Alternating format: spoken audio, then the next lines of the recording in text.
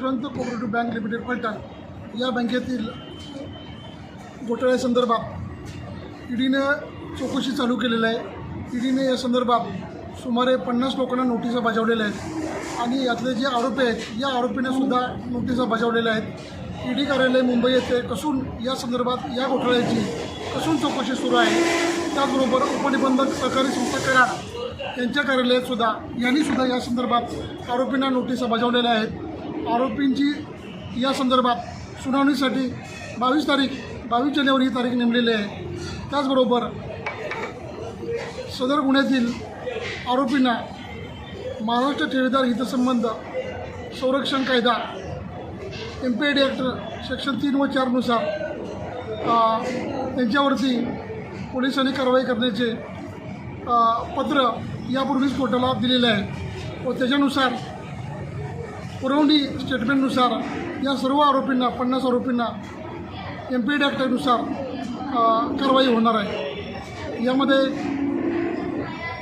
Yashwant cooperative bank limited Phaltan या बँकेचे तत्कालीन चेअरमन शेखर सुरेश चरेगावकर यांचे बंधू विठ्ठल गोविंद कुलकर्णी यांना पोलिसांनी अटक केलेली असून सध्या ते न्यायालयीन कोठडीमध्ये आहेत। उर्वरित आरोपींना पोलिसांनी तत्काळ अटक करावी व त्यांना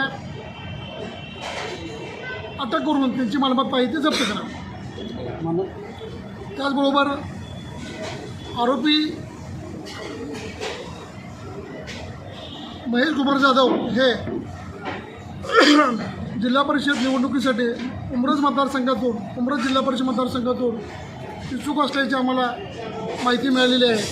भारतीय जनता पार्टीकडे यांनी जिल्हा परिषद मतदारसंघ उमरज यामधून त्यांनी उमेदवारी अर्ज मागितलेला आहे व उमेदवारी मागितलेली आहे। तर यशवंत बँक ठेवीदार व कर्जदार संघटना यांचा यासंबंधी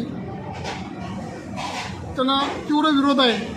यदा कदाचित यांना उमरज जिल्हा परिषद मतदारसंघातून भारतीय जनता पक्षाने उमेदवारी दिल्यास ठेवीदार संघटना त्यांच्या विरोधात मतदारसंघामध्ये 15 दिवस तळ टोकून तीव्रपणे त्यांच्या विरोधात चळवळ उभी करून प्रचार करणार आहे।